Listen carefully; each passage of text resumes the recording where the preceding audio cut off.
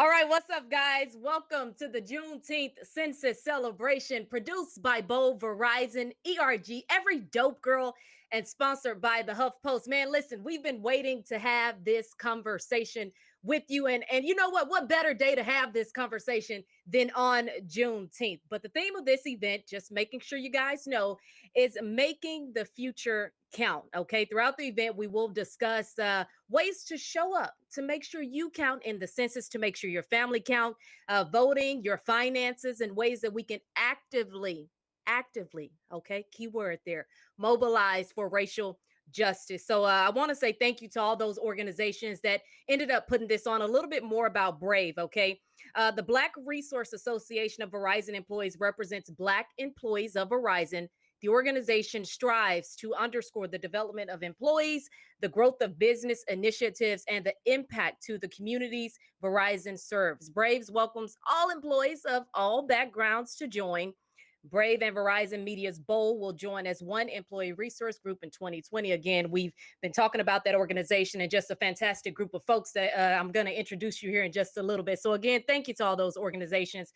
And the number one reason that we are here is to make sure we all make the future count. I don't need to tell y'all this, but it's very important now more than it's ever been. Okay. You guys know that. So the 2020 census, that's the main reason, will determine congressional representation. Want to make sure you know this so you can know about all the information that we're going to give you here in just a bit. Inform hundreds of billions in federal funding every year. Okay. And provide data that will impact communities rather, for the next decade. If that isn't enough to get you moving, then I'm hoping when you hear from some of the amazing folks that we have on this panel, and they are dope. They are some bosses, okay, in their respective fields. So I want you to make sure you stick around for that.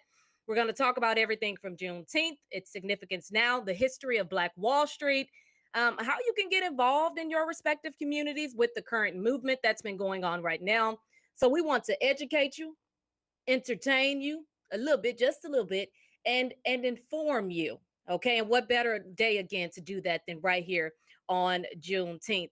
And dare I said, the day we really became free. Y'all know what's up.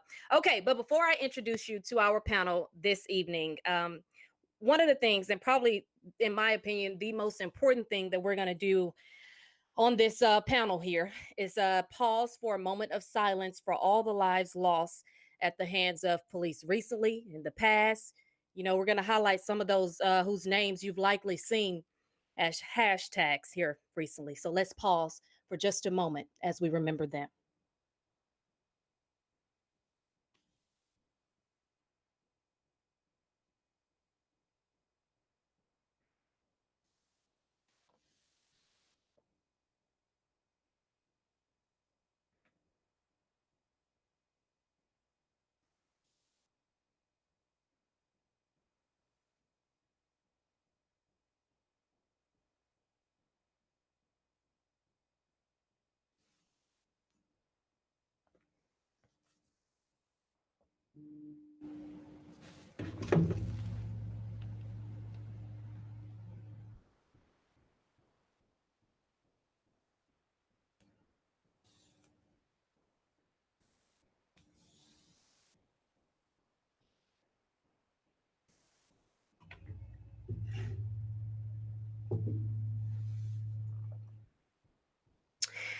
Okay, so I told you as part of today's panel, and thank you for pausing for that moment of silence.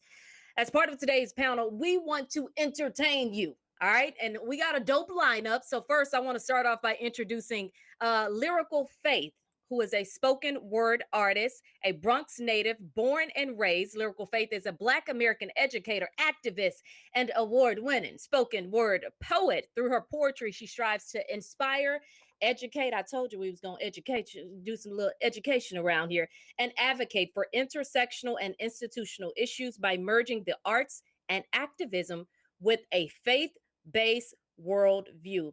Faith, Lyrical Faith, you know, we've been talking behind the scenes for a little while now. So it's your turn, sister. I need you to go ahead and shine real quick. Thank you.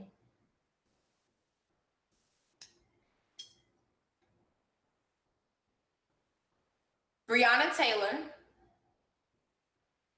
Jasmine Barnes, Sandra Bland. I say their names, and they get forced to the back of the hashtag.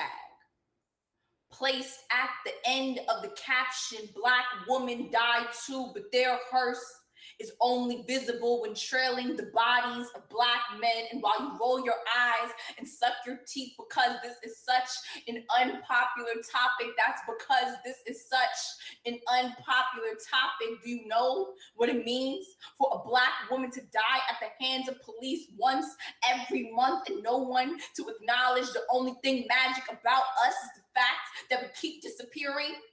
When I've spent countless conversations with men who will quote by any means necessary, explaining to them what Malcolm X meant by the most disrespected person in America is the Black woman for the same reasons they cannot recall the last rally they showed up to for them.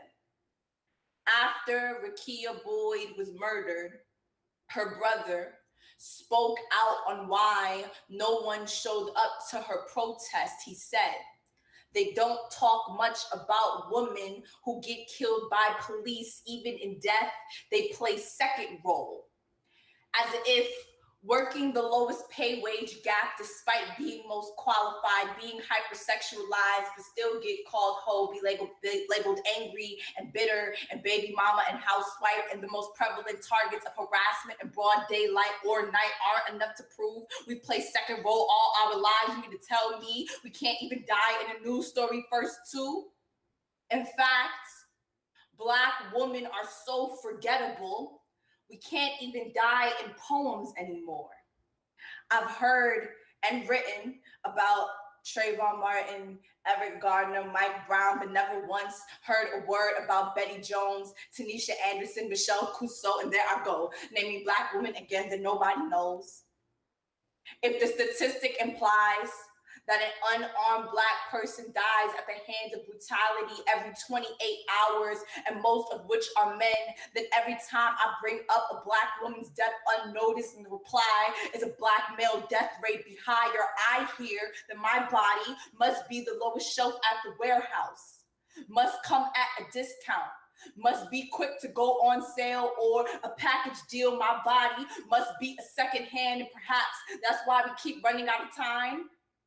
It's not like we aren't the first ones showing up on the front lines. It's not like Black Lives Matter wasn't founded by 3 Black women. And in this moment, I am going to a protest tomorrow for George Floyd, Ahmaud Arbery, next hashtag here. But I wonder how many Black men would show up to mine or remember the ones who preceded me. And here I go again, Trasia Kelly, Shelley Frey, Eleanor Bumpers, Yvette Smith, say her name, if you even know it.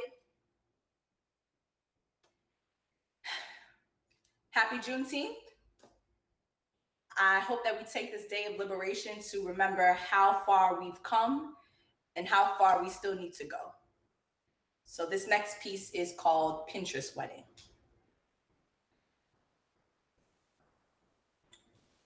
On December 4th, 2019, BuzzFeed reported that Pinterest bans the search of plantation weddings. According to Google, there are 93.6 million results for these celebrations. In particular, the wedding industry routinely denies a violent history and continues to promote plantations as romantic places to marry. My great-grandparents are from an island in South Carolina where the water has eroded acres over time. The neighboring plantation be a stone's throw away. My Southern roots are tied to a location where millennials pretend to be antebellum, placing their bodies against the backdrop of slavery, clothing themselves in nostalgia, buttoned up tucks and white dress to play purity on quarters of bondage and bloodshed. You can search the pictures, Bear witness to the poplars, see how low the branches hang, position to exchange vows beneath where bodies would swing. You can almost touch the hem of the cotton, smell the sweats dripping from a forehead, feel the breeze, droop over the picnic, then marvel at the beauty of the water. I bet they want to have live music, preferably jazz or rhythm and blues. Something about the shucking and jiving of blackness is matrimonial. How about soul food? Tea, sweetened from the sugar cane, stirred slow from the woman in the big house. How much for the black eyed peas per plate? We're paying good money to remind ourselves that we own the place. So they search for the mistress, fit the bouquet and back whip, placing photo booth, enslaved cabin, a white wine and cheese spread near the tobacco, a ledger for family and friends to sign in.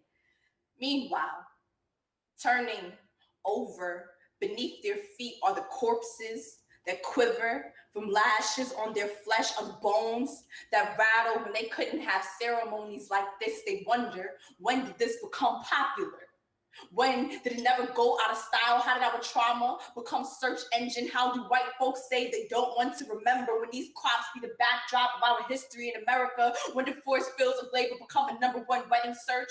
A hashtag, a trending topic, a BuzzFeed, a Pinterest, a vision board party. Some white women have dreamed of this day their whole lives. So this is their rights, liberty, and pursuit of happiness, because what is more American than slavery, God, and marriage? This is white history.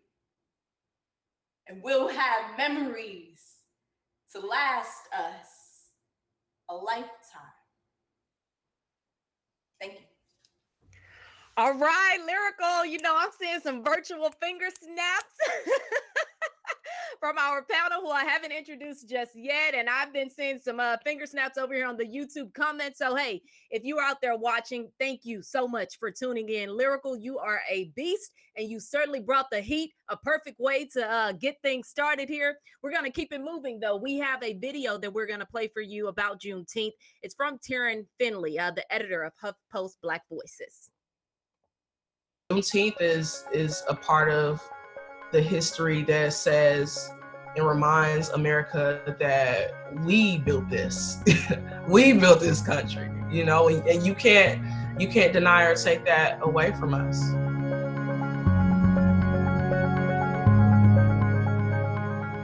Juneteenth is a holiday that recognizes the end of enslavement. Though the Emancipation Proclamation in 1863, January 1st, was signed by Lincoln, and that was supposed to free the enslaved people, it didn't. It just, that news didn't travel and hit everyone until the last enslaved Black people in Galveston, Texas on June 19th, 1865. And that was a whole 2.5 years afterwards. There was this unfortunate and intentional effort to keep the labor force, to keep plantations running and keep these enslavers profiting off of Black bodies. A lot of people are starting to understand the importance of recognizing our own liberation and recognizing all of it, and celebrating our resilience, our beauty, our versatility. We all think about mortality as we get older, but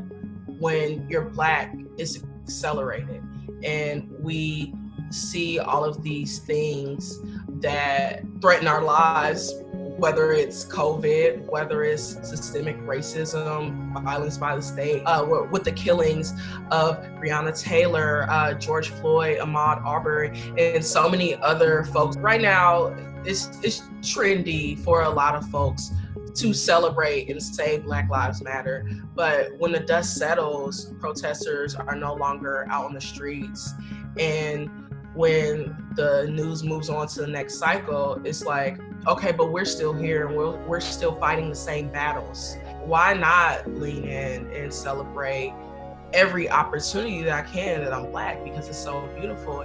we don't get to see our stories elevated in a positive way on a national scale like that. This year is different because we have the weight of everything that I just said on top of the fact that we aren't able to commune.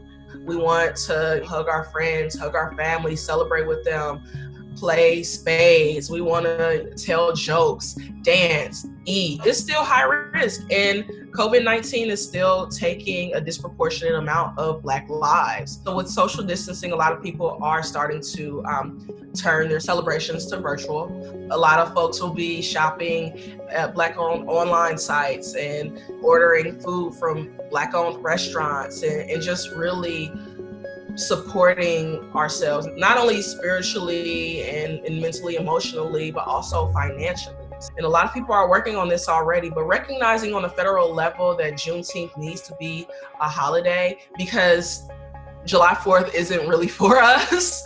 It wasn't until nearly a century after July 4th, Independence Day, that we gained our independence. Let's start to recognize these other days, these other landmarks that are important for us to really reckon with our own history.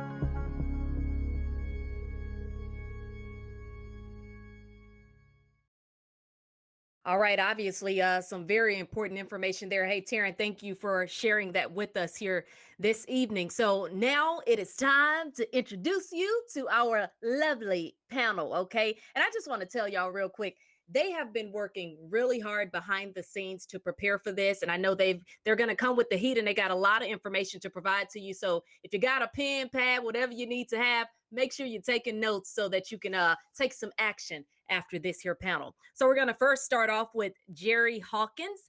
Jerry is the executive director of Dallas Truth, Racial Healing and Transformation, part of a national 14-place initiative by the W.K. Kellogg Foundation. Jerry is also co-founder of the Imagining Freedom Institute, a co-principal of Young Leaders Strong City, and co-creator of the Race to Equity DFW training series. So if you're in the comments, hey, welcome, Jerry. Thanks, Jerry, for being here. Thank you, Cesar. How are you? I am good, Jared. Thank you. I appreciate it. Okay, so the rest of our panel, we're going to go ahead and introduce you guys. We have Pete Godot. Pete is a certified financial planner that has managed the financial plans, investment portfolios, and risk management of his 110 plus personal clients, along with helping another 200 plus clients at his firm.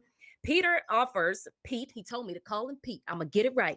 Pete offers unbiased solutions based on his client's present financial position and their goals for the future. Pete, how you doing tonight?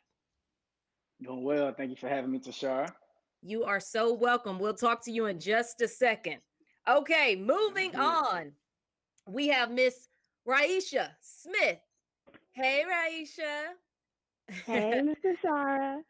She is the founder of EveryDopeGirl, a storytelling platform and community that creates a culture of intentional support amongst female entrepreneurs globally, connecting women through virtual and live events with EveryDopeGirl.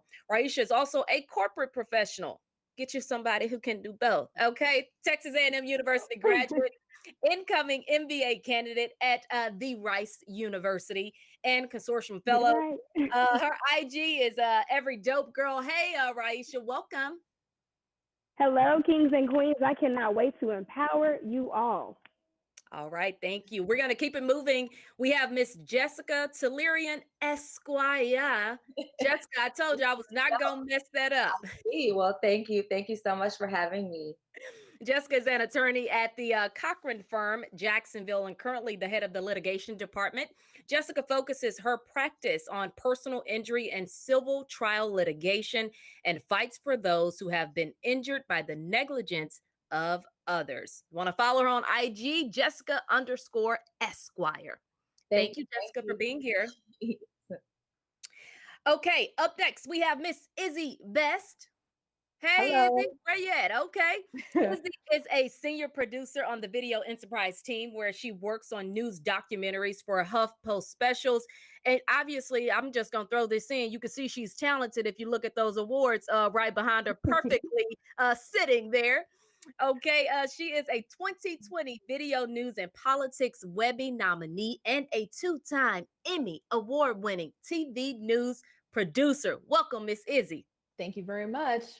All right.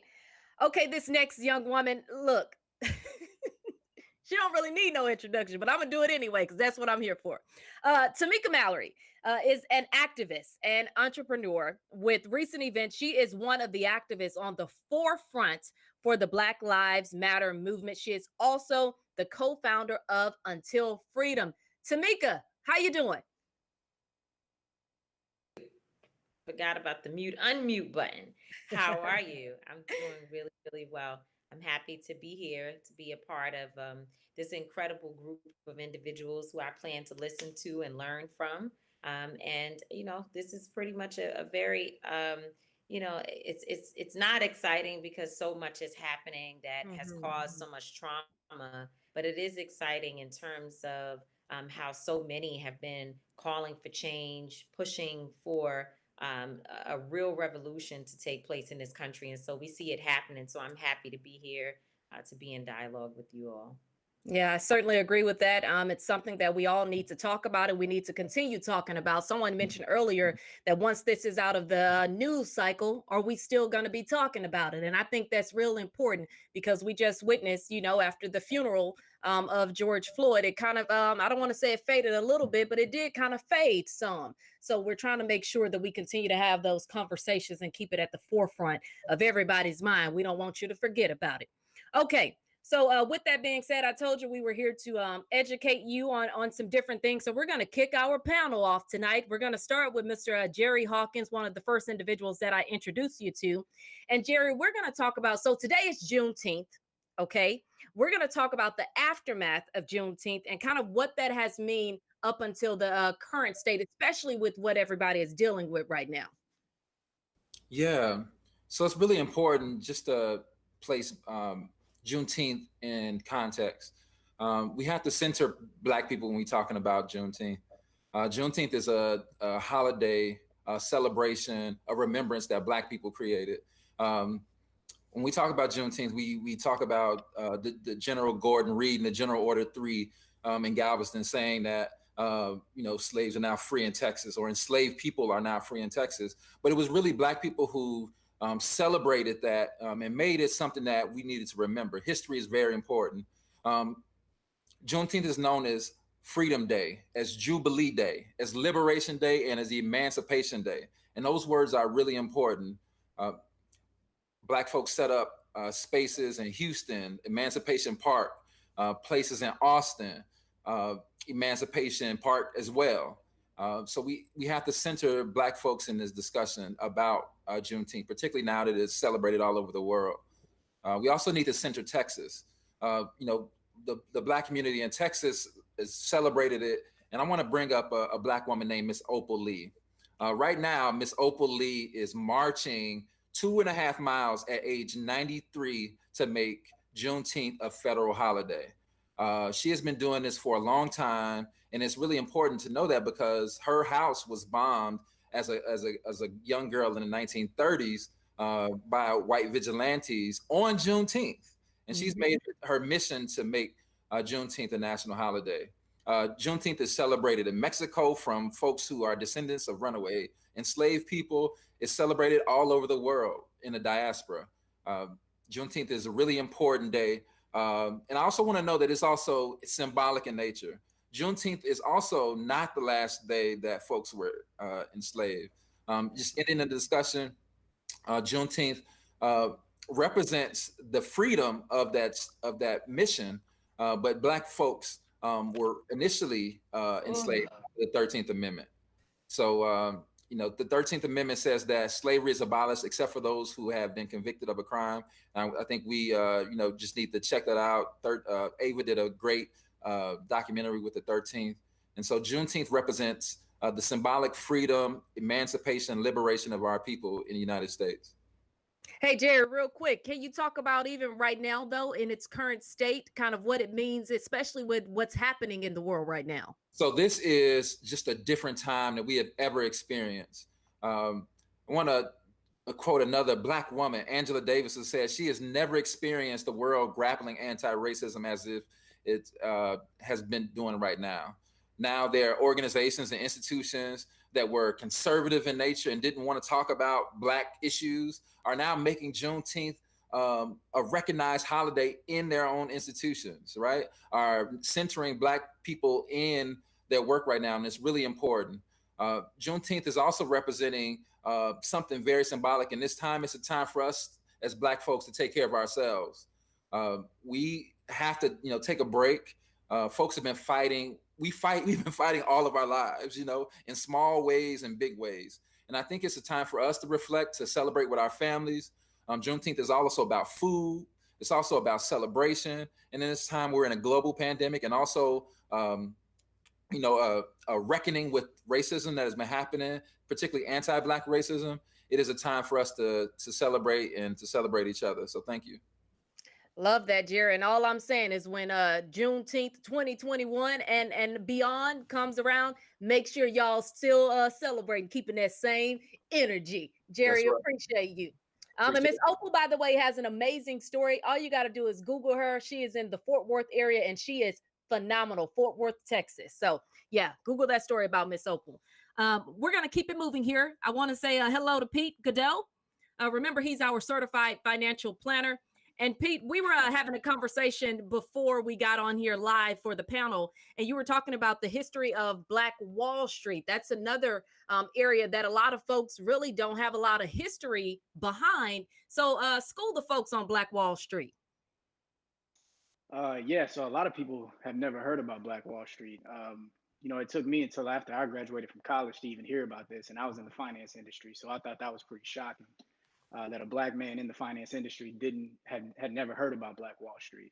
There's a lot of talk going around in the media. We're potentially having a revolution right now. A revolution is happening, but you have big corporations making all of these donations, but at the same time, is that going to be lasting? Right? It's easy to make a donation now, but what does that look like 5 years from now? So with that being said, as Jerry mentioned, history is very important, and if history is not being told from the truthful aspect, then what exactly is it, right? So I think one of the things that we should be focused on is, some of these textbooks in these public schools throughout the country, right? Just to make sure that we're educating the young minds around the history of the country and, what that history looks like moving forward. So to get into it, the first thing I want to do is talk about the environment and what the political environment looked like in 1921. So the Tulsa Race Massacre, or the Tulsa Race Riot is what it's called. The burning of Black Wall Street happened on May 31st through June 1st of 1921, but the political, social, and health environment looked very, very similar to today, but also very different. In 1921, the Civil War was still in living memory, having only ended 56 years prior to that. Oklahoma had just became a state, but to give you an idea of what the rules look like in Oklahoma, the first law that they passed segregated rail travel, created voter registration rules to prevent Blacks from voting, right? The Ku Klux Klan saw a resurgence in membership, primarily due to the movie being released, A Birth of a Nation. Some of you may be familiar with that. World War I had just ended in 1918.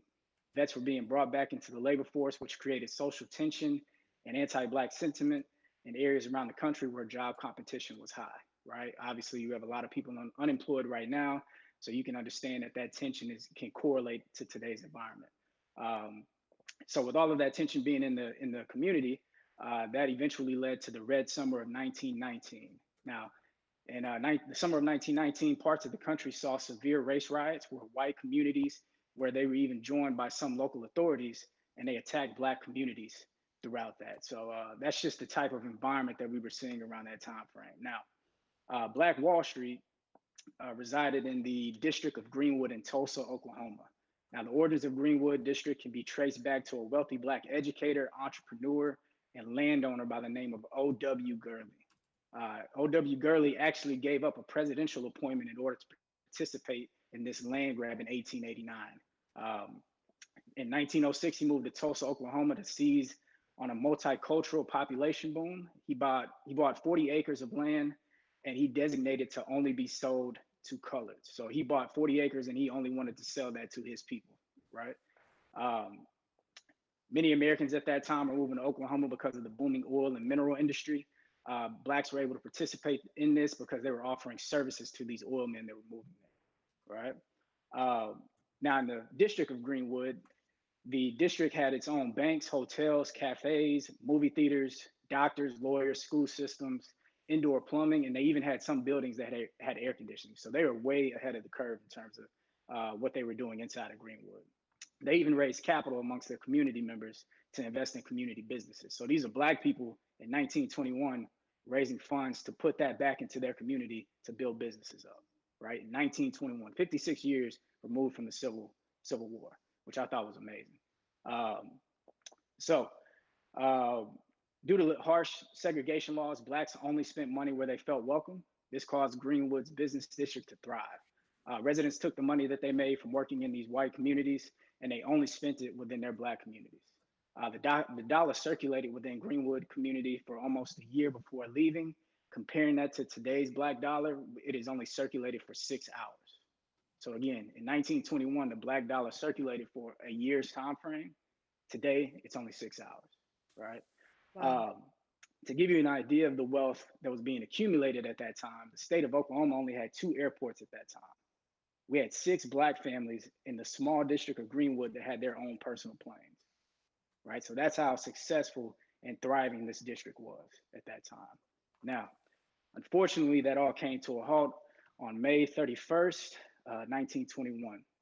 Of course, you had whites in that community that were looking at these predominantly wealthy Black individuals and started to build up a resentment towards that, right? They were right across the railroad track. They saw them driving in nice cars, had nice clothes, nice buildings, and that was a problem. All they needed was a spark to really kind of to fight against that, right? And they were provided that through a young man by the name of Dick Rowland. Now, Dick Rowland was a 19-year-old, shoe shine boy. He was accused of assaulting a 17-year-old white female elevator operator.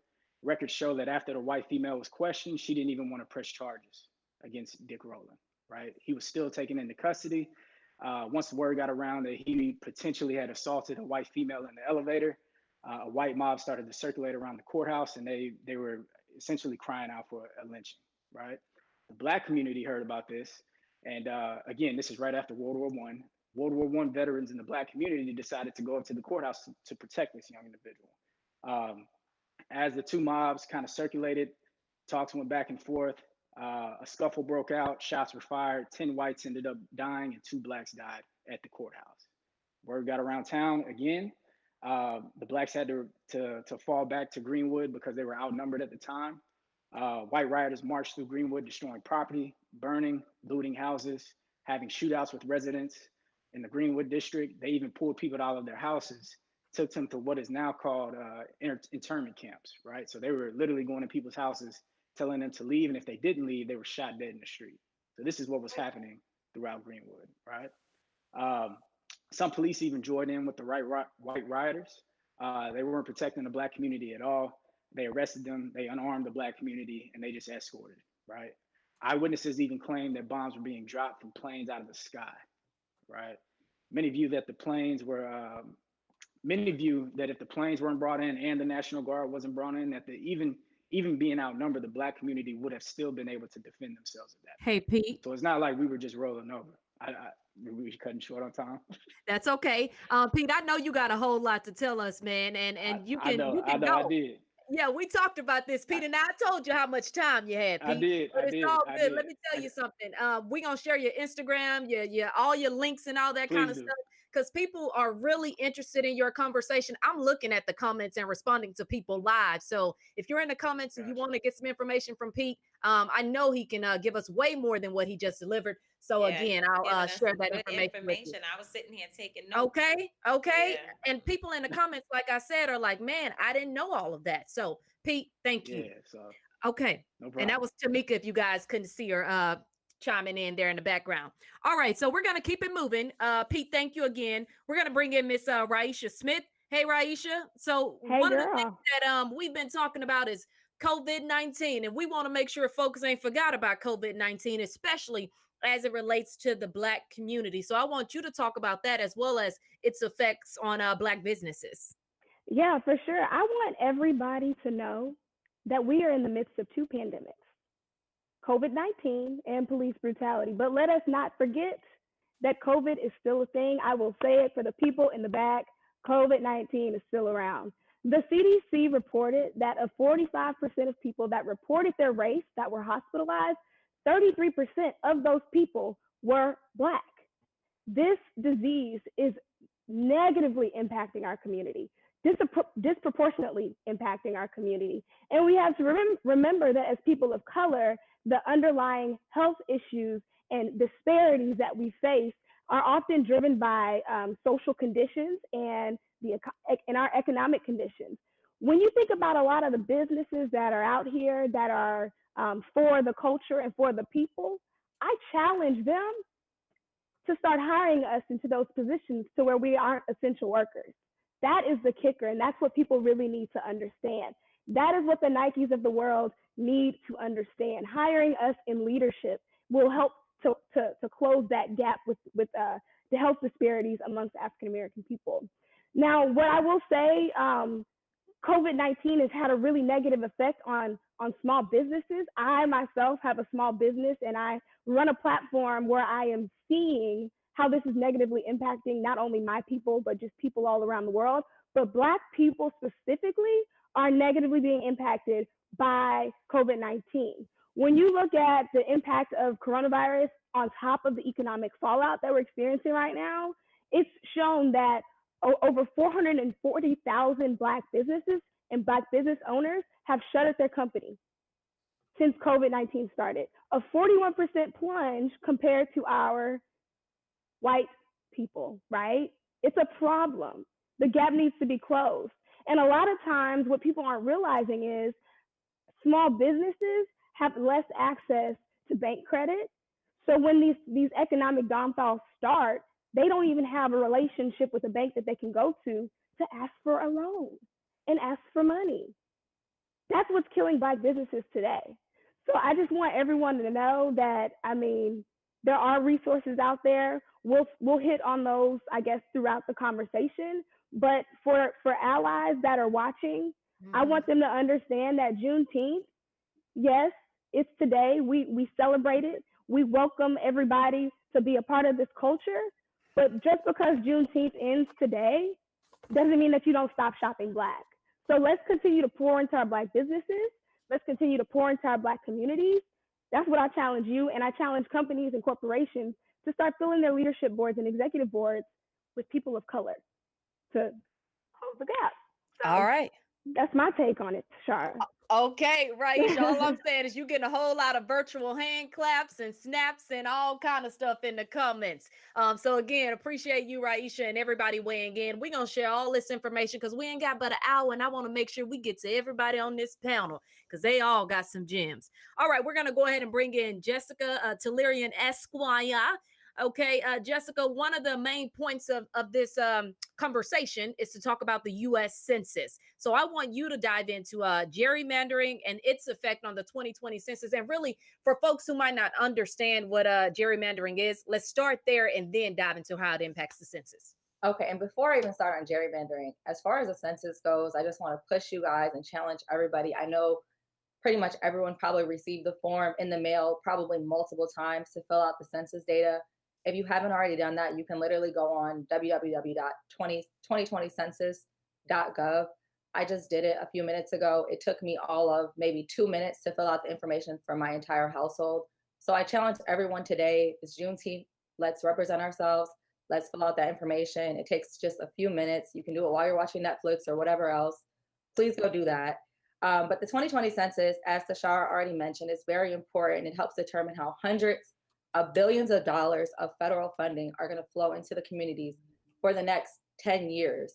And this affects very important programs. This affects schools, roads, hospitals, direct student loans, Medicaid, and much, much more.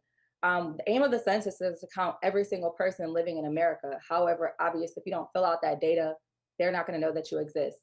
And aside from that, it helps determine how many seats each state will have in the House of Representatives, which of course is crucial. And once that data is collected, it helps with drawing the congressional and state legislative districts. So what gerrymandering is a practice of drawing boundaries of electoral districts in a way that gives one political party an unfair advantage over its rivals. And what that looks like is unnatural boundaries that are created in order basically to carve out a majority where there basically would not have originally been a majority, so that that party can get a win where they would have lost originally. And something that also goes into this that's critical is obviously the census data. Tied to the gerrymandering and the negative effects of that is voter suppression. Voter suppression is not something that's new. That's something that's been around since the beginning of this country. When this country first started out, only white land-owning males could vote. This carried over into the Jim Crow laws, even after minorities and women were able to vote, with poll tests and also having poll taxes and literacy tests that were implemented in order to keep minorities and people that were poor from being able to vote. Presently, we see voter suppression in some of the following ways: voter ID laws, policies that are put into place that make it harder for people to vote when they go to the wrong precinct, requiring early voter registration, cutting early voting, mass purges of voter rolls, suppression of voting to any extent for felons, and gerrymandering. Some examples of how this creates issues is that in Georgia in 2018, 70% of the voters that were purged were Black. Across the country, 1 in 13 Black Americans cannot vote due to disenfranchisement laws. 1/3 of voters who have a disability report some form of difficulty when voting, and only 40% of polling places fully accommodate people with disabilities. And across our entire nation, counties that have larger minority populations have fewer polling stations and fewer polling workers per voter. Now, what we can do to protect our vote, of course, if you have the ability, please go out and exercise your right to vote. Make sure that you're reporting any intimidation to the Election Protection Hotline. Yep. Vote on those laws that affect voter suppression. Here in Florida, I'm sure a lot of you heard of it, even outside of Florida, we had the Amendment 4 that allowed felons to be able to vote after they were out of confinement, where previously they were disenfranchised permanently when having a felon conviction. And then also a very simple, easy thing to do is support local and national organizations that are fighting for voter suppression. Volunteer at your local polling stations. Please volunteer at your local polling stations. You can try to host a registration drive. You don't have to be Beyonce or anybody else to do that. It's not very difficult. You can head to Rock the Vote. They have some resources on how to do that. And the last thing that's the most simple, we're all on Instagram these days. I mean, the whole panel's on Instagram. I'm sure most of you are on Instagram. If you go to your stories and you make a post, you can add a sticker that says register, and it literally takes you exactly where you need to go in order to register. I did that myself. It took all of 2 minutes to be able to register. Yeah, and folks also too, Jessica, can sign up to be voter registrars. That's not very difficult at all in their respective communities. That's just one additional way they can get involved. Exactly. Okay, Jessica, go ahead. I'm sorry. Oh no, I was just saying thank you and happy Juneteenth, everybody. Yes, you're so welcome. Appreciate you dropping gems. Again, if you get a second, go and check out the comments on YouTube, folks. Certainly appreciative of that information. Okay, we're going to keep it moving here. I got Miss Izzy Best on standby. Izzy, you're a senior producer on the video enterprise team for HuffPost Specials. Want to jump in talking about how protests have been covered in the media, but I think you and I can have a deeper conversation too, where you can discuss how it has affected you covering protests, being a member of the media. Yeah, so the images that we're seeing in the media right now it's really an incredible time, because you're seeing this, what I call user-generated content that is now morphing into citizen journalism, when you take out the fiction and you don't take it out of context and you present it fundamentally for what it is to be the truth. And so Black people are being portrayed as not only victims, as they have been in the case of Ahmaud Arbery, Sandra Bland, George Floyd, so on, but they're also categorized as peaceful and non-peaceful. And that's all subjective based on who is in the anchor seat talking about what that First Amendment right looks like to assemble peacefully. You know, what? Say that one more time, please. It's all subjective to who is actually in the anchor seat in that elite media studio where you may not even have people in the newsrooms or the control rooms who are reflecting the stories that are honestly pilfering what the images of Black people look like. And so it's just twofold. So you've got images of what we look like when we're actually speaking up and using our voices, and then you peel back the layers of the onion, and then you see, well, who are these people who are actually deciding what the headlines look like, what the banners on these news segments look like, what the stories are crafted like, and you realize that they don't even look like the people who are in front of the camera. So then you have news organizations now who are, I don't want to say have never been in this kind of hot water before, but they have all of a sudden the microscope on them. And you have, which is ironic, you have their employees who are sharing their stories and their truths of what toxic workplaces look like, of what social injustice looks like. And it's just an interesting narrative now that I really hope doesn't lose steam. Yeah, I agree, Izzy. Like I said, I feel like you and I can have some real deep conversations. We might have to take some of this offline. But yeah, no, it's very important who is in that anchor chair, who is that journalist covering that story, because when it comes to Black people in the media, you need to make sure that you have appropriate representation, and not only that, that you can make sure the story is covered from a fair angle. So, anyways, I appreciate that. Were you about to say something? Yeah, I was going to say, and it's not just the people who are in front of the camera, the anchors, it's also the executive producers, it's the supervising producers, it's the executives who are running these news calls every day, deciding exactly what the rundown of a show looks like and who's going to go cover certain topics. So yes, I agree. You and I can definitely take it to NABJ this year, and have a larger discussion. You already know, Izzy. Thank you. Appreciate that. Okay, want to go ahead and bring in Miss Tamika Mallory. Tamika, you were kind of bringing in your 2 cents a little earlier. They couldn't see you on camera. Already. Dang, already talking. Okay, look, we know that it's not necessarily a happy time, but one thing that I am happy about is that we can provide some information and that we can educate people. And honestly, I'm just so happy to see all these Black folks on this panel here today and everybody chiming in online. So, Tamika, we want to talk to you first about Brianna Taylor's case. And what's been happening with that, the latest that was released today, folks saying, look, that ain't enough. So update us and school us on what's going on with her case. So first of all, I want to just say that Brianna Taylor's family, they are some of the most incredible women and just individuals that I've been around, and I've been out here for a long time. They're extremely strong and they're fighting for her. And I think it's always important that we put real people in front of cases and stories about the murder and the violence against Black bodies. So that's one. Two, the Brianna Taylor case is very unique because generally the authorities and the media always comes up with a way to vilify the victim. They'll say, well, Sandra Bland was too rude.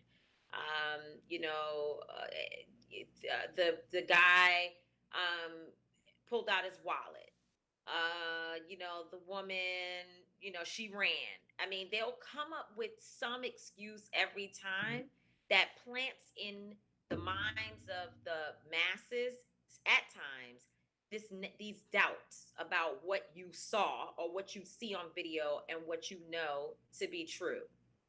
Are you not hearing me? Uh-oh. I can hear you. I can okay, hear you good. just fine, Tamika. Talking in the background. It's okay. I'm sorry. And in this case, there is absolutely nothing that you can find about Brianna Taylor. The only thing you can say about Brianna Taylor's case is that it was 100% wrong. It should be considered illegal. And now that Brianna Taylor's law has been passed, it will be illegal to kick in someone's door and begin shooting at them without giving the proper warning about who you are. And I'm so grateful that the people of Louisville and people all over this country stood up together to say that we have to ban no-knock warrants because of how this happened to Brianna Taylor, and the fact that you have two different laws that were operating at the same time in Louisville, which one is that you have the right to fire a warning shot. And then on the other hand, you have the police had the ability to execute no knock warrants. Those two things cannot exist at the same time because they contradict one another. That if you show up at my home and I kick your door open, I should be able to use the right to fire the one shot, the warning shot. And if that is what you use as an excuse to return fire to the tune of 30 shots that fly all over a building, even into the home of a baby who was sleeping 5 months old, that can't be. And so no knock warrants are just impossible. It doesn't work for our communities because we know that they are not executing no knock warrants in other communities. We know it's not happening. We never hear these stories. And people say to me all the time, they're like, well, you know, where's the data to prove that it's only Black? I just want to see the list of the hashtags of white names or any other community for that matter that experiences the consistent abuse that Black people have experienced. So for the Brianna Taylor matter, what has happened is that it will be 100 days next week since Brianna Taylor was murdered. I think it's so important for us to keep in mind that this happened on March 13th. And until activists and attorney Benjamin Crump, attorney Lanita Baker, and others got involved, the family describes a very lonely walk. They were alone. It is not as if the authorities there in Louisville were doing anything about this. And now they have all of these flowery words to use to describe what happened in this situation. And there's this tough language that's being used, but you knew that Brianna Taylor had been murdered. So why is it that there was no movement, no justice, nothing happened? And in these types of situations, what we see happening all over the country is that they start with trying to put the officers on administrative leave, which is what happened with Brianna Taylor's case. They want to see if the movement dies down, if people will sort of go back to their homes. And that didn't happen here. It didn't happen because there was a monsoon that hit our community of trauma and Black death and Black murder. And people said, enough is enough. And we will not allow the death of Brianna Taylor to go to the wayside and not be addressed, and her name to sort of be quieted by the noise of everything that's happening. There are some folks who are very laser focused on ensuring that there is justice for Brianna Taylor. Today, we saw that one officer who, by the way, this officer, when he shot Brianna Taylor, he was one of three officers that shot into Brianna Taylor's home. He disappeared for multiple hours, and no one knew where he was, how to find him. He was just off the radar for several hours. Now, the attorneys and the family won't say it, but I'll say it, and I think Izzy will agree with me that more than likely he was somewhere getting himself sober and cleaning up so that he could return back to work and not be tested, drug tested, and what have you. And so this same officer, when his picture was posted online as being one of the officers engaged in what happened, this tragic series of events with Brianna Taylor, one woman in particular, posted his photo and said, "This is the officer who sexually assaulted me." And people within the department knew it. His MO, based per these women, is that he would pick up women who were intoxicated, promised to take them home, and sexually assault them. And the reason why this is so important is because if someone had dealt with that behavior, if someone had dealt with the criminal activity of assaulting women, we may not have gotten to the point where he was one that fired several rounds into a home that killed a young 26-year-old EMT worker. But today, ironically, the day after we announced from Until Freedom, my organization, that we were going to Frankfurt with the families, the attorneys, influencers. We're going to Frankfurt where the Attorney General is to call for an investigation and also for charges to be brought against these officers. All of a sudden, again, 100 days later, the officer is being fired. the interim police chief is firing this particular man. And again, to your point, and I'll shut up after this. It's not enough. You can't just lose your job when you murder people. You ain't got to shut up. You dropping gems. No, that can't happen. You can't just. I mean, imagine that. That the doctor kills you. He or she's been drinking on the job, or a practice, or has some form of incompetence, malpractice, and they kill you, and then all that happens is they lose their job. That's not that can't be. There has to be a standard that says that if you commit a crime on the job that results in someone losing their life, that you have to face the same type of charges, the same type of scrutiny and accountability as any person walking the street. And in fact, maybe even more, because you are licensed, trained, and paid to do a certain job. And so all of these things, the no-knock warrants, not just in Louisville, Kentucky, but now we need to ban no-knock warrants across the country. We have to make sure that in every city where these laws currently are on the books, that we get rid of them because they do not work for our communities. But we also have to ensure that we do not allow people to do makeshift work around Brianna Taylor, and that there is a hard line that we will not stop until we see people charged and held personally accountable for her death. All right, Tamika, I feel like we can keep going. We can spend hours, days, weeks, months talking about Miss Brianna Taylor's case here. And it's certainly an important one.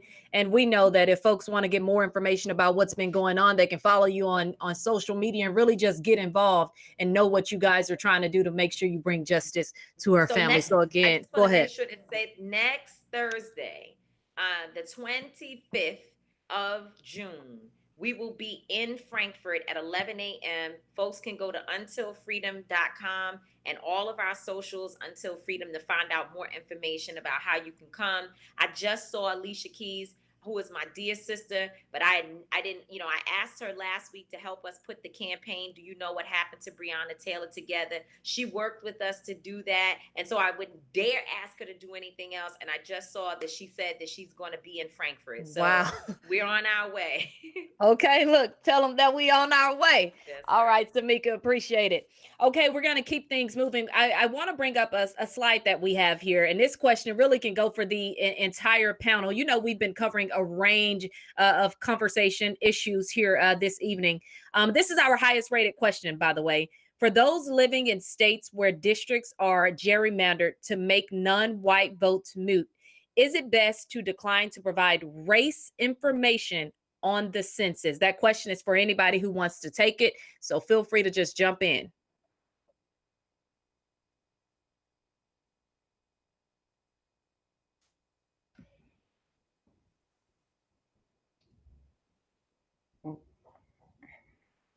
Whoever wants to take it can just go ahead and jump in. I could jump in on that, especially since in the next 2 minutes, I have to actually go to another event that I have overcommitted myself for. But, I was one of those people. I thought that the census form was going to get us, my community, people were going to be locked up. They were going to come to my home and, find out that Pookie was staying with us. And, I was one of those people, but I've done a lot of research, and I now understand. And I heard earlier Jessica and others just talking about the importance of being counted, the importance of being in the game, right? Of just we complain a lot because we have a lot to complain about, but it's as it relates to voting and the census form and things like that, that's where our power extends. The protest is one part, but the next part, the extension of that, and I'm not going to say the most powerful part, because I think hitting the street, making your voice heard, bringing awareness to these issues is extremely important. But then we have to take it to the next level and make sure that our communities have the resources and that we also have the benefits of of all that is necessary to protect our communities. We need everything that we can get. So in terms of the census form, what I have learned, and correct me if I'm wrong, anyone here, but what I have learned and what I understand is that all of the information that is being given on that census form is none of the information is being used to criminalize, to aggregate for the purposes of criminalizing communities, right? And so people who are worried that if I fill out a certain part of this form, is it going to put me in a situation like me, who believed at one point that it could potentially backfire on us and our communities? What I have now learned is that it is important because every single component of that form helps to determine the types of resources that come into your communities. Someone said to me the other day, gave me a very brief way to understand it, because I am in the process of learning, as we should all be as leaders every single day, is that if you live in a community and a hospital is being brought in, right, and if in the census process you haven't done the work to ensure that people know that Black folks are living here, that people of the Latino community are living in that area, what happens is that when that hospital is built, the types of services that we need in order to be safe, be protected, be whole, will not be there. We will have grave holes in terms of the types of benefits that we need and the type of care that we need in that hospital. So I was thinking to myself, wow, that's pretty interesting. Understanding that we have heart disease issues, that asthma is a problem in our community, and that pretty much all of the different disparities that people of color are dealing with,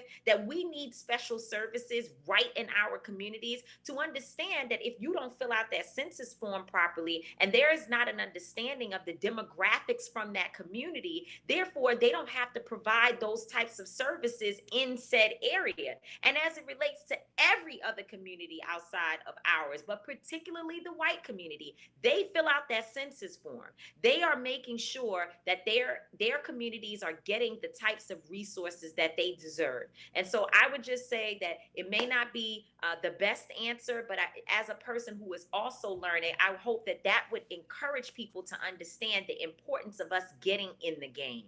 Yeah, I appreciate that. And I think that's what we're all here to do, is to learn, which is why I was excited about tonight's panel. Tamika, I know you got to get out of here. So if you're in the comments, I want you to thank Tamika for being here. We know you have a lot more information that you can provide to us, but you guys make sure, if you're not already, follow the sister on social media, because she always keeps you up to speed and she's always speaking truth to power. If you miss any of her recent speaking engagements, the sister can go. So Tamika, again, thank you. Appreciate that. Thank you so much. I appreciate you all. Take care. Okay, so Shannon, in line with Census, we're going to go ahead and bring you in. Shannon Ligon. I didn't introduce her earlier, but that's because we're going to let this sister, Pretty Smart Law, introduce herself. And you're also going to wrap things up talking about the census, voting, and the importance of lawyers and social justice. I do want to touch on one thing, because we had somebody in the comments, Ms. Deborah Rose. How you doing, Deborah? And Deborah said, census, protests, and voting, it all goes together. So I'm happy that we transitioned to you, Shannon, at this point, so you can go ahead and wrap all this up for us. Well, again, thank you guys so much. Again, this is Juneteenth. We are here to make the future count. How do we do that? Data, data, data. Numbers are everything. That's why the census is so important. We are already giving all our information to TikTok, Instagram, and YouTube. You can't fill out a census ballot and make your communities better. So these things are so important. Again, I'm attorney Shannon Ligon. I'm founder of Pretty Smart Law and also founder of Lawyers Matters Task Force. I created Lawyers Matter in 2016 after the outcry from all the protests from 4 years ago. And as my duty as a lawyer, we defend the Constitution and people's civil liberties every day. So I got my call to action when I saw people peacefully protesting and getting arrested in 2016. But on top of that, I've represented Black males and clients from the ages of 12. I've had clients get arrested at the age of 12 suffering police brutality. I want to say the name Raymond Harisi. I have litigated police brutality cases from state all the way up to appeal. It took us 5 years to get his mom justice. My client got shot 116 times. 116 times. It took us 5 years in getting all the way to appeal what they're already doing in Brianna Taylor's cases. The police officers appeal these cases on small things which cost people hundreds of dollars. So that's why I created the solution to create a fund, which you can join in either as a lawyer or any type of social advocate at lawyersmatters.org. You do not have to be a lawyer. We're looking for all social justice advocates because one, we need help to write these bills to create reform. But additionally, as a lawyer, I know these cases take money. Defending protesters, getting people out of jail takes money. So we created a legal fund to not only help defend peaceful and legal protesters and people involved in civil justice pursuits, but also to create a fund for families and victims to litigate these cases. The cases we've had, they've gone to appeals court and they take a lot of money, but they don't provide the justice. But the one thing the law did when we did appeal it, it changed the law forever in my state. Police officers can no longer shoot in cars because of that case. So again, that's why it's important that we fill out the census. They provide resources for our communities, roadways. Why do you think when you go in the nice neighborhoods, you see nice roads and trees? They're filling out the census. Say that, sis. It's reported that almost 60% of us don't fill out the census, and this is something done only 10 years. We need the data and the numbers in black and white to get the resources from Washington to our states, that go from our states to our capitals, that go from our capitals to our cities, that go from our cities to our communities, that go from our communities to our blocks.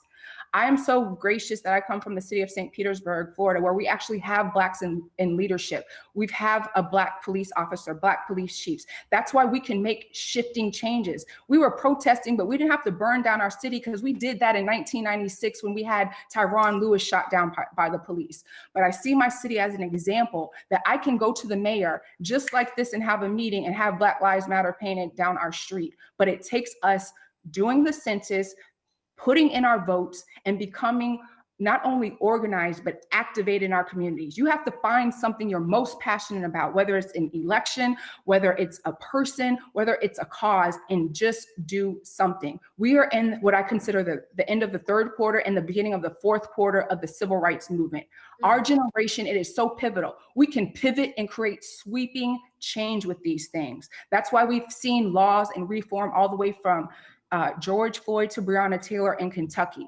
We can make the changes. We're at a situation we can say, hand us the keys, let us change things if we all rally together. But again, we have to make the future count by filling out the census so we can get the money and get the resources, but then also register to vote. And because COVID and we're such in changing times, I'm also advocating people to potentially do mail-in votes. We've already seen people get locked from polls in Georgia. So again, it's important that we register to vote and do these things because whether you can register online at lawyersmatters.org to serve as a legal observer or to serve as a poll watcher, it's important that you get activated. And again, I want to thank everybody for creating this platform on Juneteenth. And Juneteenth is a reminder of the things that we should continue to do daily throughout the year. Again, I'm Attorney Shannon Ligon, and thank you so much. All right, Shannon, thank you. Wrapped it up nicely for us, talking about census, voting, and really just how folks can get involved at the community level. And of course, we'll share all of Shannon's resources. I'm telling you, folks in the chat, loving everything that you're saying. So appreciate it. Again, what I want to do now is I kind of just want to open up the floor. I know we had to get through a lot of information. Pete, Jerry, Izzy, Jessica, Raisha, everybody, you can weigh in now. Just really let me know if there's anything else you feel like people should know. There's no question that I want to toss out there. I just want you guys to weigh in and end us with your final thoughts here. I'd like to say, one of the things I'd like to say in reference to the census and being counted, I understand where that last question came from. I think for so long in this country's history, people are just honestly used to being discounted, right? From 3/5 a man to Ralph Ellison making us all, aware what it's like to be invisible. So it's not that I don't think that the general US population who has the ability or the opportunity to actually be seen, it's just that they're so used to not being seen. They're so used to perhaps thinking that they're going to participate, that they're going to show up for Georgia primaries and they're going to line up for 13, 14 hours and they're going to be able to have equipment that allows them to vote. And they're going to realize that that's not the case. And they're going to go to another community and maybe a few blocks away that is considered a predominantly white community. And they're going to see that they don't have those same issues. So I think it's just people's stress and aggravation that would allow them to even consider not filling out the census, but I reiterate, and I definitely agree with my fellow panelists that we all should participate in the census, but I am empathetic and understand as to why that they wouldn't. I'm happy you inserted that, Izzy. Very good information. Now, Jerry, you had something you wanted to add in? Yeah, I do want to say that because this is Juneteenth, something else that we need to talk about is also reparations. And reparations has been a conversation that has been out here since the end of slavery, since the end of Juneteenth. But I want to talk about it in two ways. One, we need federal reparations, and two, we need local reparations. Now, federal reparations is something that we just have to have. Number one, because Black folks, African Americans, are only 13 to 14% of the population, but we only make up 2 to 3% of the national wealth, which means that the wealth gap is so large. There's no way that our income, if we make so much money, can never close that gap. That gap will never be closed. Me as a person who is one generation out of poverty, I don't have any generational wealth because my parents came from the South, came from Mississippi, and came from Alabama and moved to Chicago. So I want to give an example of that. There's a essay that is very popular. It's called Case for Reparations. It's written by Ta-Nehisi Coates. But he doesn't talk about slavery in this essay. He talks about local housing policy. The housing policy was called contract lending, in which after the 1930s, when the federal government made it almost illegal for Black people to get insured for a housing loan, in a policy called redlining, white homeowners would go and buy up homes in Black neighborhoods, charge them double for it, and do like a rent-to-own situation in which folks had to pay basically rent for a house. And if they miss one rent, they could be kicked out of the house and not get any equity in that house. Sandy Darity, Duke economic professor and the Cook Center for Social Equity, quantified that essay. And what they found out was that from 1950 to 1970 in Chicago, just the Black Chicago, Black Chicagoans lost $3 to $4 billion of wealth in those 20 years just from that one housing policy. Now imagine it's just one housing policy, but there's dozens of policies, right? There's redlining, there's contract lending, there is racial steering. There are so many policies, and if we count those up, it'll be an astronomical number. But folks are working on that. There's a Black woman in Congress. Her name is Representative Sheila Jackson Lee, and she has put together HR 40, which is known as the Commission to Study and Develop Reparations Proposal for African Americans Act. And we should support that act, and we should tell our candidates, because we're selecting a president, hopefully, in November, that they should support this act. It's really important. I also want to say, like, locally, reparations have been done. I was part of a group in Chicago, Black Youth Project 100, and other folks who have organized local reparations for police torture victims. Chicago is the only city that has this ordinance where Chicago, because of police violence, are paying victims of torture by the police commissioner and others in the 1970s when they kidnapped Black men and put them into jails against their will. So local reparations can happen too, and there's been a lot of those things happening. So I want to just talk about that because Juneteenth is the celebration of that work as well. All right, appreciate it, Jerry. Again, I know we can keep going. Pete, I want you to go ahead and jump in here. Yeah, I wanted to touch on the subject of reparations. Reparations would be good and great, but if we're not spending that within our community, then that money goes out the window at the end of the day, right? I saw a statistic as in, I think the Black community spends the most money in terms of shopping and retail and everything of that nature. And if that's not coming back to us, then, you know, you can give us all the money that you want to, but then if it's going to other communities, we're in the same position that we were in before. So I think it is imperative as a community, specifically a Black community, because every other community does this, that we need to specifically look at people or try to find people within different industries that we want to do business with. Now, obviously, this doesn't mean that you have to give up quality for what you're looking for, but there's some Black people in our communities that are doing good work, great work, matter of fact. But again, I try to actively find people in different industries that I want to do business with that can, do well for me and do well for my family and my business as well. So I think that we really need to focus on that. And just looking at Greenwood as an example, if you can keep the dollar within your community for a year's time frame, you can really create wealth inside of that community. So that's all I had to say on that. Peter, I'm happy you mentioned that. And one of the things I want to talk about real quick, when you reference quality, not sacrificing quality by going to some of these Black-owned businesses, it sucks that has to be a topic of conversation, because all these a business is a business, period. Okay. Exactly. It shouldn't just be Black-owned or this on. No, a business is a business. And the same grace that you offer to some of these companies that you go back to time and time again, you need to offer that same grace. Don't go after the first time and write a review. This person only been in business for a year or 2 years. You ain't giving them time to learn anything. So make sure that you're offering that grace to those businesses as well as you try to seek them out for whatever you need to use them for. So again, appreciate you offering that perspective there. Raisha, I heard you wanted to get in on this conversation.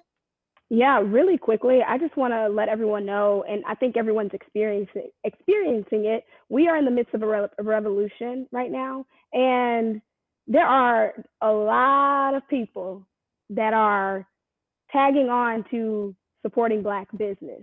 I'm not telling you to ride this wave, but I'm telling you to ride this wave. If you are a business owner and you are a Black business owner, don't be mad that white folks is trying to support your business. Sell those shirts, sell that merchandise, and stay true to yourself. But just know that we are in the midst of a revolution, and it's time to get those coins. And outside of that, there are opportunities for Black businesses right now.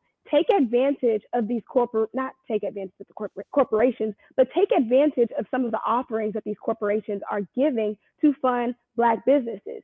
We are literally given the platform by HuffPost and Verizon has a small business recovery fund on their website. Those are programs that you can apply to. I Fund Women. They're powering events, or they're powering businesses such as Boss Women Media, EveryDopeGirl. Look, we need to raise capital to make our Black businesses thrive. San Francisco actually just launched a $1.5 million COVID-19 relief fund. Apply for those grants, apply for those crowdfunding campaigns, and support your Black businesses. If you can go to a Walmart or a Target, you can go to a When and Wear boutique, or you can go to an EveryDopeGirl to support other businesses. So I challenge everyone to do that and continue circulating all those dollars. Because at the end of the day, money is green, Black or white. Okay, come on, dropping those names in there. When and Wear boutique. All right, I feel you, Raisha. Appreciate it. Any other last thoughts, Jessica? I see you just came off mute. Did you want to jump in? Yes, I did. Touching on what Peter and Raisha were speaking about, I think it's important when we're talking about spending money. A lot of times we think about going to eat at restaurants, buying shirts, doing things like that, but we don't talk about professional services like using Pete for your financial planning, or using myself or Shannon as your attorney. We have in our media and common pop culture, we have songs, where 6 lawyers and all of them are Jewish. We take pride in having an attorney who's not Black. We should take pride in having an attorney that is Black, that is from our community, that does understand our struggle. I'm so fortunate to be able to work for the Cochran firm. We have 150 attorneys. The vast majority, I'd probably say 90-95% of us are Black. I'm fortunate to be able to work for a firm where, instead of having to conceal my Blackness, conceal my distaste and my disdain with all of the stuff that's going on with all of these killings, our firm is putting things together. We're actually on the front lines. We're trying to do different things, and it's not something we have to hide. And so I feel like we shouldn't just trust Black businesses when it comes to assured or something, we can kind of, go by another one if something goes wrong. But we need to trust them to be our doctor, to be our lawyer. And then also beyond that, I think it's important and critical that we get into these positions of power from the police. We have police that are from our community and not coming outside of our community and policing our community. And then with prosecutors, I used to be a prosecutor myself. I had so much leeway as far as how I charge the case, how I try to get a sentence on that case. And so getting prosecutors that are actually from your community and not coming outside of your community. I was in Tallahassee prosecuting, majority Black, and there was 3 people in our office out of around 50 attorneys. And so I would just say getting into those positions of power and stop being afraid of them as a Black community, and stop looking at them negatively. They're going to be there regardless. Let's police ourselves. Let's prosecute ourselves if that does come to that. And let's buy from the Black businesses and not just for t-shirts and hats and things of that nature. All right. I love it. Anybody else have any lasting thoughts? Jessica, appreciate that. I try to get all my professional services from the people. Just I at least try. Appreciate it, Jessica. Shannon, were you trying to come in? No, I just wanted to shed light to this because I think it's so important. Our spoken word artist touched on it, and I just wanted to say how important Black women and Black lawyers are in this movement. Look, we have a phenomenal Black host, Black girl magic all the way. But a lot of these cases start because of someone's mother. Trayvon Martin's case actually started because of Black women and Black lawyers, because of his mom called my mentor, attorney Natalie Jackson. And then those lawyers, because these cases cost so much money, we call the Ben Crumps of the world because it takes the money. So I just wanted to say how important what Jessica said, hiring the Black attorneys are, because people come to us for sponsorships and things. Did you bring your accident case to us? That's how we earn money to give back to our communities. Again, everything that we do, microcosm. I just left a Black Expo event and I saw the dollar I spent that someone shopped my Juneteenth shirt. I spent it 4 times in my own community. Imagine if we did that every day. So again, utilize our resources. Please make it count. The census, they've mailed you probably 4 to 5 times in March. Fill it out, return it. Once you do that, call your supervisors of elections, fill out the registration ballot and vote. And also, if you have problems at the polls, call someone. They will fix it right there. And don't get turned away by the polls standing in line because of COVID. Mask up. Let's be safe and let's make a difference. And I'm done. I'm done. Period. Hey, Shannon, thank you. Appreciate it, man. Y'all, look, y'all just got so much information to give to the people, and I just really hope people are taking advantage of it. Again, y'all know I've been watching the chat over here off to my right-hand side, and people are really loving the information that you guys are providing. So again, thank you. I told you guys we were going to entertain you, didn't I? All right. Now we got somebody on standby. His name is Pat Casso. Pat Casso, are you in the building with me? Okay. Pat Casso is his stage name. He is a global STEAM ambassador, promoting the intersection of arts and technology as a software engineer and performance painter. Millions, okay? He gonna add some more numbers tonight. Have seen him choreograph music with paint strokes to convert Black canvases into works of arts in minutes. Tonight, he will honor victims of injustice with a piece that he is calling Injustice Anywhere is a Threat to Justice Everywhere. Come on, Pat Casso, do your work.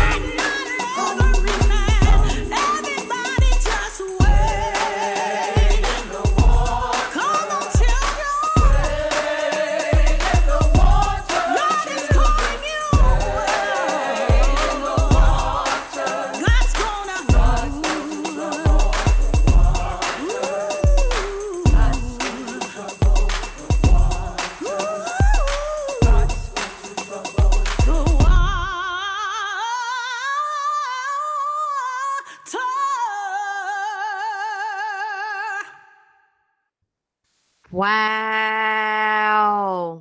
Wow. You know, everybody in the comments saying, what a beautiful way to end.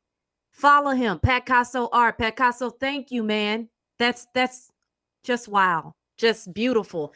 I really appreciate you guys, and what an amazing, beautiful evening this has been. I just want to say thank you to all of our guests, our panelists, Shannon Ligon, Tamika Mallory, Izzy Best, Jessica Tellerian, Raisha Smith, Pete Cadeau, Jerry Hawkins. Hey, thank you, everybody. I know they probably can't see you here towards the end, but I really appreciate all the feedback that each and every one of you brought to the table here. A reminder for everybody who is watching, all of our guests, Make sure you fill out your census. Make sure you vote. Make sure you keep protesting. Make sure you don't let these stories go untold, because people need to get the information out there. And it's important that we don't let anybody who doesn't look like us continue driving that narrative, because that's when that narrative will be forgotten. So don't forget, again, I want to thank EveryDopeGirl, HuffPost, Bo, Verizon, ERG. Thank you for putting on this incredible Juneteenth census celebration.